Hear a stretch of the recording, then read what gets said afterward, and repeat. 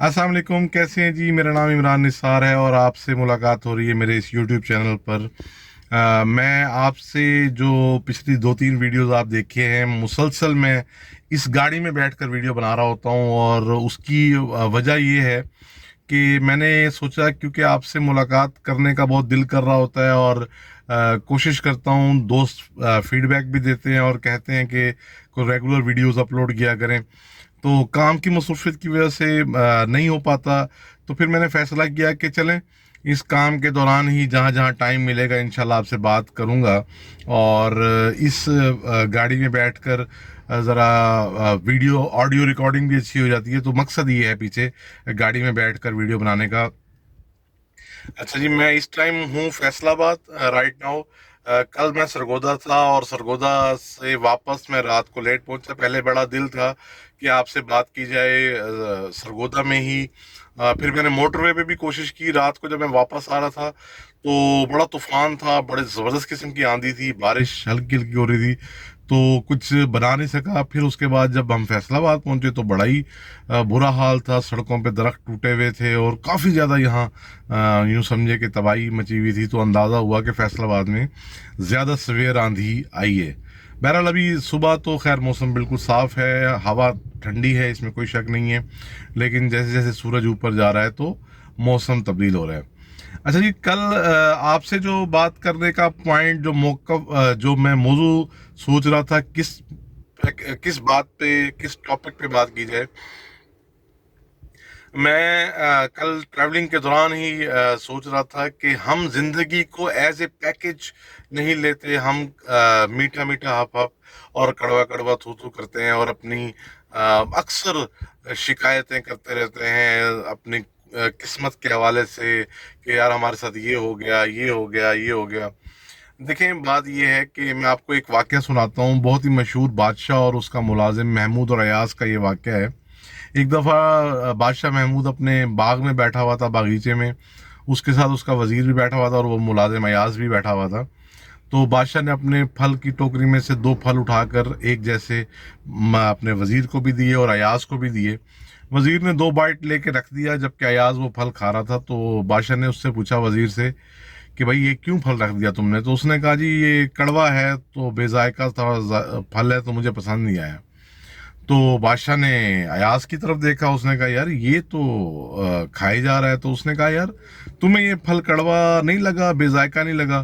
तो अयाज ने क्या लाजवाब किस्म का जवाब दिया। उसने कहा आप मेरे आका हैं, मेरे मालिक हैं। आपने मुझे ज़िंदगी में क्या क्या मज़ा नहीं करवाया, क्या क्या फल नहीं खिलाए, क्या मीठे, क्या दुनिया की नेमतें नहीं खिलाई। एक अगर आपने थोड़ा सा कड़वा फल दे दिया तो इसमें कौन सी बुरी बात है? आपने दिया है, मैं ये सोच के खा रहा हूँ कि क्योंकि मेरे आका ने दिया है, मेरे मालिक ने दिया है, तो मैं ये खा जाऊंगा। तो इमेजिन करें कि उसका कॉन्सेप्ट कितना क्लियर था। मेरे ख्याल में हम सबका ईमान भी यही होना चाहिए कि ज़िंदगी में कड़वे फल आएंगे, उनको बखुशी बखुश दें, बदले ना खास्ता तो हमें बर्दाश्त करना ही है। ना चाहते हुए भी आपको वो फल खाना ही है। वो मजबूरी में जिंदगी में जो हमारी ख्वाहिशात के अगेंस्ट जो चीज़ें होती हैं वो नाकाबले मतलब ना कबूल भी करें तो हमें वो बर्दाश्त करनी पड़ेंगी। तो क्यों ना खुशी से राजी बिर रज़ा हो जाएं और जो जो चीज़ें हमारे नसीब में हैं उनको कबूल करें। उसके बाद मैं आपको जो अगली बात करना चाह रहा हूँ वो है ख्वाहिश। देखिए, मैं इस नतीजे पे पहुंचा हूँ ज़िंदगी में हमारी जो सबसे बड़ी दुश्मन है वो ख्वाहिश है बेसिकली। अच्छा, ख्वाहिश का मसला ये है कि ये आप एक ख्वाहिश पूरी करते हैं, वो दो बच्चे और जन्म देती है, और वो फिर आगे चार बच्चे जनती है, वो छह बच्चे जनती है। और हम सारी ज़िंदगी ख्वाहिशात के पीछे भागते रहते हैं। और इसका अगला स्टेप जो होता है वो ख्वाहिशात को पूरा करने करने में फिर हम हलाल और हराम की तमीज़ छोड़ देते हैं। हम उन ख्वाहिशात को ज़िंदगी की ज़रूरतें समझ लेते हैं। मैं आपको बताऊं, फिर ये कुछ आदत बन जाती हैं, ये अगले स्टेप्स में चली जाती हैं।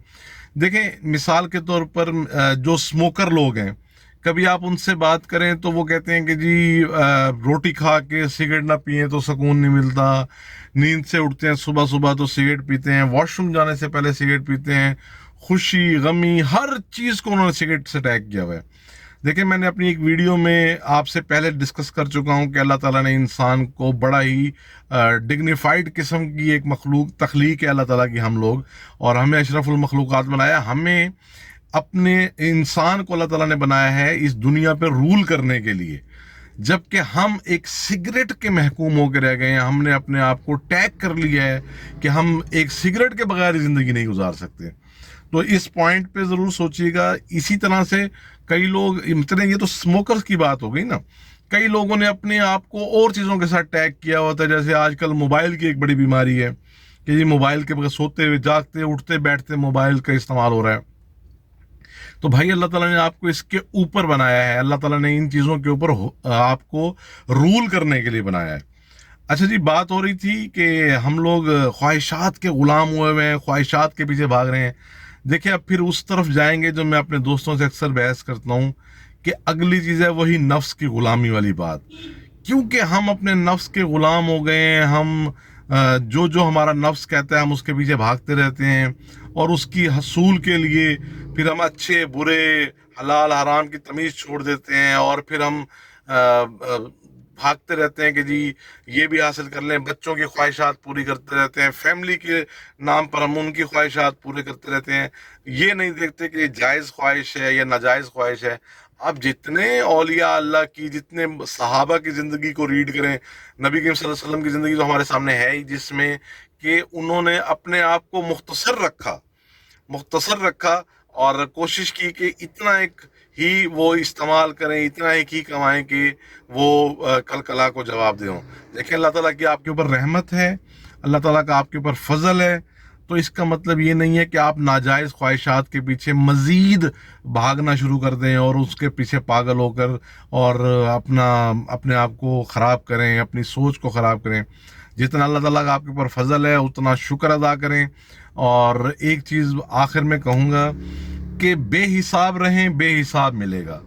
زندگی میں کیلکولیشن جب آپ نے ڈال دی, آپ لوگوں کے ساتھ کیلکولیٹیولی چلیں گے تو پھر آپ کو بھی کیلکولیٹیولی ہی ملے گا. تو بے حساب رہیں, بے حساب اللہ تعالیٰ آپ کو دے رہا ہے, بے حساب ہی آپ لوگوں کے ساتھ چلیں. تو دیکھیے گا کہ اللہ تعالیٰ کی برکت اور رحمت ایسی شامل حال ہوگی کہ خواہشات بھی پوری ہوں گی اور جائز خواہشات پوری ہوں گی, اور آپ کی زندگی میں ذہنی سکون بھی ہوگا, اور اللہ تعالیٰ فیملی میں کوئی پریشانیوں سے بھی محفوظ رکھے گا. تو یہ تھی آج کی ٹاک. تو میں نے کہا آپ سے ڈسکس کر لوں, بڑے دنوں بعد ملاقات بھی ہو جائے گی. انشاءاللہ کوشش کروں گا چاہے اس گاڑی سے صحیح لیکن آپ سے رابطہ رکھوں, ویڈیوز